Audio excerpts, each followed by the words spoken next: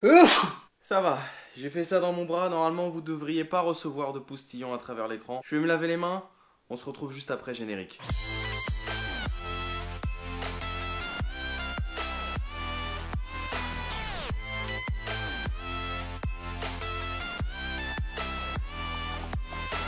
Hola los amigos, j'espère que vous allez bien, nouvelle journée, nouvelle aventure, mais pas vraiment nouveau vlog. Ça me fait plaisir de vous retrouver aujourd'hui pour une FAQ spéciale Maroc. Alors pourquoi spéciale Maroc? Tout simplement parce qu'on m'a posé plein de questions sur mon dernier voyage au Maroc, donc sur les dernières vidéos que vous pourrez retrouver juste ici dans cette nouvelle playlist Aventure au Maroc 2, parce que oui, il y a 3 ans aussi je suis parti au Maroc, donc il y a eu une playlist Aventure au Maroc 1 où j'avais visité plein de villes, toujours en mode quand rien n'est prévu. Tout peut arriver, donc pourquoi une FAQ spéciale Maroc? Parce qu'il y a plein de questions similaires qui m'ont été posées. C'était difficile pour moi de faire du cas par cas, donc j'ai décidé en fait de regrouper les questions qui revenaient le plus et de faire donc une FAQ spéciale Maroc. Donc je vous ai demandé de me poser des questions sur Instagram, hein. Donc, n'oubliez pas de me rajouter sur Instagram au passage, vous abonner à ma chaîne, hein, vous connaissez un petit peu tout ça, likez, partagez les vidéos.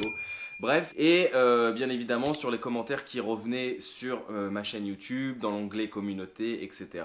Donc j'ai regroupé toutes ces questions et bientôt je ferai aussi une FAQ générale. Donc si vous avez d'autres questions, n'hésitez pas à me les poser. Moi j'en ai gardé quelques-unes qu'on m'avait posées notamment sur Instagram et sur ma chaîne YouTube. Mais là c'est dédié spécialement aux questions du Maroc qui sont revenues le plus. Et on va diviser cette vidéo. J'ai préparé mes petites notes. On va d'abord discuter du premier point. Ça va être un point sur le coronavirus, donc la situation actuelle. Il va y avoir un point sur la fête de l'Aïd, vous allez comprendre pourquoi. On aura un point sur le va ici, va là. Vous allez tout comprendre, hein. Ça a été tout organisé, tout schématisé pour que vous compreniez bien. On aura le quatrième point, c'est des questions générales. Et bien sûr, un petit 5, une petite conclusion. Le mec, il a cru qu'il faisait une dissertation de philo. On commence tout de suite par l'actualité, puisque j'ai reçu plein de commentaires sur ça. Donc voilà, des commentaires. Est-ce que tu n'as pas de problème avec le coronavirus au Maroc? Comment fais-tu avec le coronavirus? Tu vas avoir une belle surprise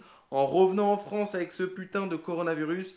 Va faire un dépistage de coronavirus s'il te plaît, parce que je pense que tu l'as ramené avec toi. Alors, on va commencer par le début. Le Maroc, que vous avez découvert récemment sur ma chaîne YouTube, c'est une aventure qui a été tournée en août 2019. À ce moment précis, il n'y avait pas de problème avec le coronavirus, ça n'existait pas. Alors il y en a qui vont se dire, mais attends, je comprends pas, tu nous diffuses des épisodes du Maroc là, mais enfin c'était pas récent. Et non, j'ai expliqué pourquoi, j'ai pris beaucoup de retard lorsque j'ai tourné la saison Mexique, Belize, Guatemala. J'ai pris énormément de retard. Il y a un moment en fait où j'arrivais plus à faire de vidéos dans le sens où c'était difficile pour moi en voyage de me lever tôt, de rentrer tard le soir, de filmer la journée, de faire des activités, tout ça, puis après le soir faire du montage. Il faut savoir aussi que dans les endroits où je suis, en fait il n'y a pas toujours de bonne connexion Wi-Fi, donc c'est très difficile de poster des vidéos. Puis il faut savoir un truc, c'est que aussi le soir quand je rentre dans mon auberge par exemple, ou dans la famille qui m'héberge, ou si je fais du couchsurfing, etc., j'ai pas envie de me désociabiliser, j'ai envie d'être avec les personnes en fait qui font partie de ce voyage au moment présent du voyage,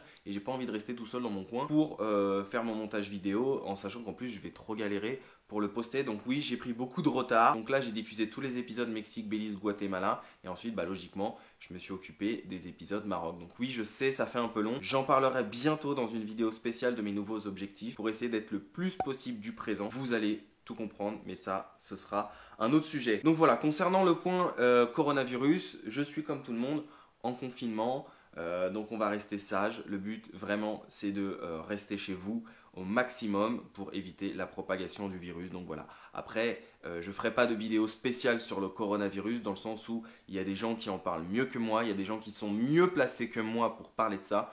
Moi, juste, ce que je peux vous dire, c'est que voilà, il va falloir être solidaire dans ces moments-là pour éviter la propagation du virus. Voilà, il faut rester chez soi, il faut faire attention, les gestes essentiels, éviter de cracher sur les autres quand on parle. Voilà, on va devoir porter des masques, c'est normal. Alors là, j'avoue, c'est un peu la galère pour les masques, mais il y a toujours des petites solutions alternatives en attendant. Vous pouvez mettre ne serait-ce qu'une écharpe, se laver les mains, etc., etc. Bref, c'est pas le sujet de la vidéo. Maintenant, on passe au point 2 et ça tombe bien parce que on va rebondir tout de suite sur ce que j'ai parlé juste avant. Donc il y a des gens qui me disent attends, je comprends pas, c'était l'année dernière le Ramadan, l'Aïd c'était au mois d'août, qu'est-ce qui se passe là, pourquoi tu nous parles de l'Aïd maintenant au mois de mars? Bah oui, bah puisque ça a été tourné forcément au mois d'août, c'était l'Aïd au mois d'août au Maroc. Donc quand je parle de l'Aïd et que je poste la vidéo maintenant, je comprends qu'il y en a certains qui soient un peu perdus. Voilà, donc maintenant qu'on a passé très très rapidement sur ce point, on va passer au point 3, le va ici, va là. Alors le va ici, va là, souvent je reçois beaucoup de commentaires qui me disent ouais, va ici, donc va à Sidi Ral, c'est magnifique, tu verras.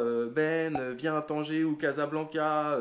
Pourquoi tu fais pas l'Algérie? On me demande souvent pourquoi tu fais pas l'Algérie, pourquoi tu fais pas tel pays, etc., etc. Alors, c'est pareil, je vais vous répondre. Quand tu visites un pays, c'est difficile de tout faire, tout voir, surtout dans un temps imparti. Là, ce voyage au Maroc, on va dire que c'était pas prévu que je fasse des vidéos.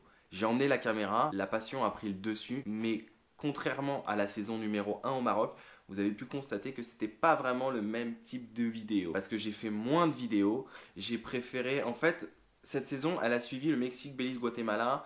Elle a suivi plein de trucs qui s'est passé cette année. J'avais besoin de me reposer, de me ressourcer, de me changer un peu les idées. Donc j'ai décidé de partir 2 semaines au Maroc pour voir un peu autre chose, mais surtout me reposer hors des réseaux, hors de YouTube. Pendant ce moment-là, je n'ai pas posté de vidéos sur YouTube. Donc voilà comment ça s'est passé, mais forcément, l'appel du partage, l'appel de la caméra, il s'est passé des choses que j'avais envie de vous partager, des choses que j'avais envie de vous montrer, comme le site d'Aïd Benadou par exemple, un site magnifique au Maroc. Donc voilà, c'est pour ça que c'était un petit peu différent ces vidéos. Donc c'était pas vraiment les mêmes, mais il y en a eu de très belles. Il y a eu un gros street food tour sur une semaine d'ailleurs qui s'est terminé par la fête de l'Aïd. Donc c'était difficile à la fin de filmer toutes les street food. Et voilà, donc il y aura sûrement une saison 3, mais on va voir, c'est en préparation. De toute façon, là, vu qu'on est tous confinés, c'est difficile de prévoir les prochains voyages. Mais il y aura peut-être une saison 3 Maroc où on visitera d'autres coins du Maroc. Peut-être une saison en Algérie, peut-être une saison en Tunisie, peut-être une saison en Turquie.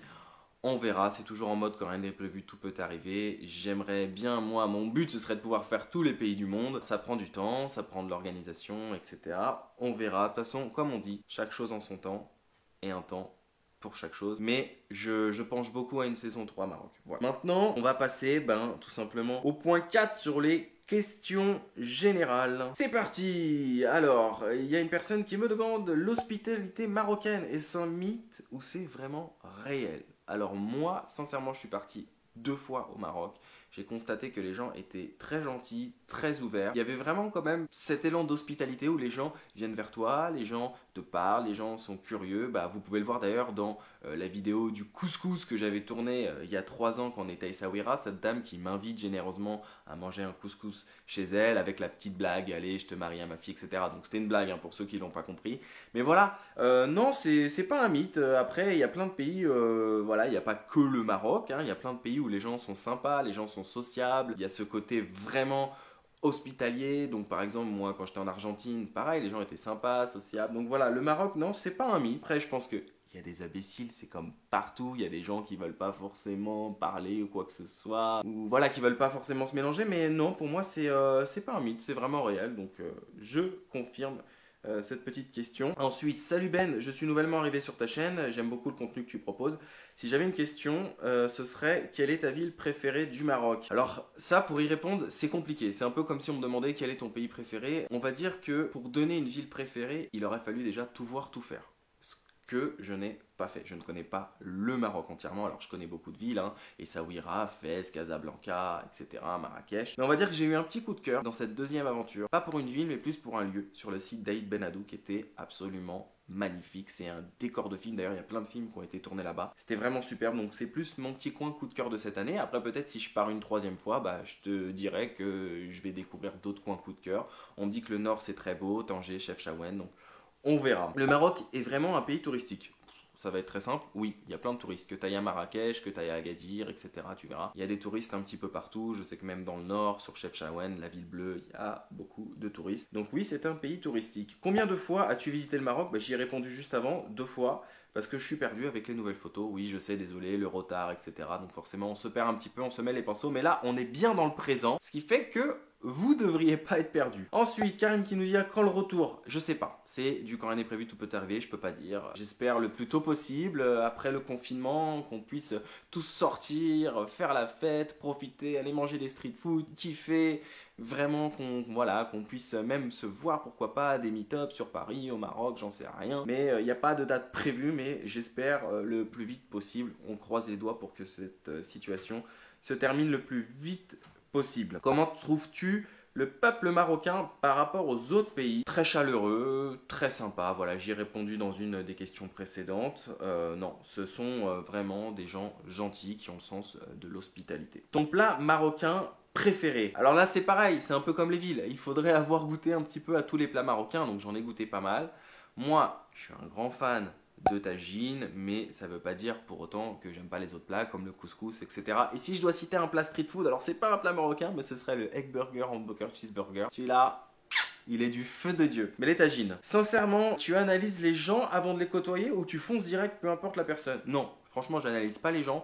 Ce que je peux te dire par contre, c'est que je vois si la personne est réceptive ou pas. Donc quand il se passe un truc dans la rue, si quelqu'un vient me parler ou quoi que ce soit, ou si je veux parler à quelqu'un avec la caméra, mais je sens que la personne n'est pas réceptive, je vais pas l'embêter, je vais pas l'ennuyer avec la caméra. Le but c'est pas d'embêter les gens. Par contre, si je sens qu'elle est réceptive, qu'elle a envie de parler, elle veut apporter quelque chose. Là, j'ai un exemple tout de suite en tête. Il y a un franco-marocain, le jour où j'ai fait le egg burger, hamburger, cheeseburger, qui était venu me parler pour me dire des trucs, etc. Du coup, je lui ai demandé si ça le dérangeait pas que je le filme, etc. Il m'a dit non, non, pas du tout. Je sentais qu'il voulait parler, il voulait rajouter quelque chose. Donc du coup, j'évite vraiment de mettre mal à l'aise les gens. Le but, voilà, c'est pas de les mettre mal à l'aise. Si je sens qu'il y a quelqu'un qui veut pas que je filme, etc., je ne le fais pas. Maintenant, c'est vrai que quand tu vlogs, bah forcément, c'est comme quand tu es dans la rue et que tu prends une photo. Il y a forcément des gens qui sont autour. Donc quand tu filmes, c'est pareil. Il y a forcément des gens qui sont autour. Mais il faut savoir que c'est pas eux que je filme. C'est moi. Donc concernant la réceptivité des personnes, comme je viens de te dire, si je sens que je veux parler à quelqu'un, elle n'est pas réceptive, je l'embête pas. Qu'est-ce qui s'était passé à Gemma El Afna? Je ferai une vidéo spéciale sur ça, mais il y a une petite arnaque à la street food au couscous. Voilà, donc il y aura une vidéo spéciale arnaque Gemma El Afna à bon plan que faire. Je vous expliquerai tout. Ensuite, Ben Co. Est-ce que tu as revu la dame du couscous à Essaouira? J'ai trop kiffé cette rencontre. Vive le Maroc et vive la France. On dirait un discours du président de la République. Vive le Maroc. Vive la France. Mais du coup, non, je ne l'ai pas revu. Pourquoi? Parce que quand je suis parti à Essaouira, il faisait très moche. Donc du coup, je ne suis pas resté longtemps à Essaouira. Je suis resté qu'une journée. Et ensuite, je suis parti direct à Marrakech. J'avais peu de temps. Et donc voilà comment ça s'est passé. Ça a été vraiment une saison très courte, riche en aventures, mais très courte, différente. En plus, cette année, j'ai loué une voiture, chose que je fais jamais d'habitude. Mais comme je n'étais pas tout seul sur cette saison, on a préféré louer une voiture. Et voilà comment ça s'est passé. Et ben maintenant, c'est l'heure de la petite conclusion pour terminer cette vidéo FAQ Maroc en beauté. Donc j'ai reçu plein de messages gentils et je vous en remercie du fond du cœur. Ça fait vraiment plaisir de recevoir toujours des messages de soutien. C'est vrai, ça booste. On ne croit pas comme ça parce qu'on est là seul à s'exprimer face à sa caméra. On pense qu'il n'y a personne. Mais au final, quand il y a des gens qui regardent nos vidéos et qui nous mettent des commentaires, que ce soit sur Instagram, que ce soit dans les commentaires du YouTube, dans l'onglet communauté, un petit peu partout sur les réseaux, qui nous encouragent, qui nous disent qu'on aime notre travail, ce qu'on fait, et bah franchement, pour n'importe quel créateur de contenu, ça fait ultra plaisir. Mais vraiment. Et donc, j'en ai sélectionné un. Ne vous braquez pas si j'ai pas pris le vôtre, mais pour terminer, je trouvais ça vraiment cool de terminer par un commentaire qui m'a un peu émoustillé, qui m'a touché. Donc c'est commentaire de Little Me qui met: je suis franco-marocaine et pourtant j'ai l'impression que tu connais mieux le Maroc que moi. Très jolie vidéo, touchante et authentique. Ça change de ce qu'on peut voir sur YouTube. Et ben voilà, je pense qu'on se laissera sur ça. Merci à tous d'avoir suivi ces aventures. Vous pouvez toujours tout retrouver dans l'onglet playlist de ma chaîne YouTube. J'ai classé toutes les vidéos, la saison 1 au Maroc, la saison en Bulgarie, les saisons Mexique, Belize, Guatemala, les saisons en Amérique du Sud. Donc vraiment toutes les aventures classées par pays, par ordre des épisodes. Tout est dispo dans l'onglet playlist ainsi que cette nouvelle aventure au Maroc. En attendant, j'espère la fin du confinement le plus rapidement possible. Pourquoi pas une saison 3 au Maroc. Prenez soin de vous, n'oubliez pas de voyager et surtout, n'oubliez pas quand rien n'est prévu, tout peut arriver. Ah, ciao, ciao!